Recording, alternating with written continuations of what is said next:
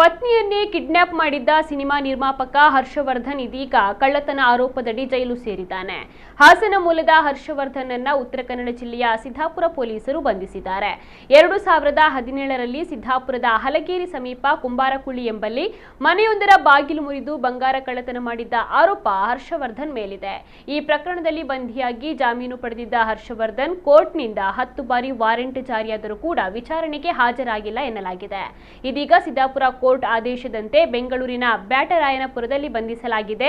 ನಿನ್ನಲ್ಲೇನೋ ಹೇಳಬೇಕು ಎಂಬ ಸಿನಿಮಾವನ್ನ ನಿರ್ಮಾಣ ಮಾಡಿದ್ದ ಹರ್ಷವರ್ಧನ್ ನಟಿ ಚೈತ್ರಳನ್ನ ಪ್ರೀತಿಸಿ ವಿವಾಹವಾಗಿದ್ದ. ಈ ದಂಪತಿಗೆ ಓರ್ವ ಮಗಳಿದ್ದಾಳೆ. ದಾಂಪತ್ಯ ಕಲಹದಿಂದ ದಂಪತಿ ದೂರವಾಗಿದ್ದಾರೆ ಎನ್ನಲಾಗಿದೆ. ಮಗಳಿಗಾಗಿ ಇತ್ತೀಚೆಗೆ ಪತ್ನಿಯನ್ನೇ ಅಪಹರಣ ಮಾಡಿದ್ದ ಆರೋಪ ಹರ್ಷವರ್ಧನ್ ವಿರುದ್ಧ ಕೇಳಿ ಬಂದಿದೆ.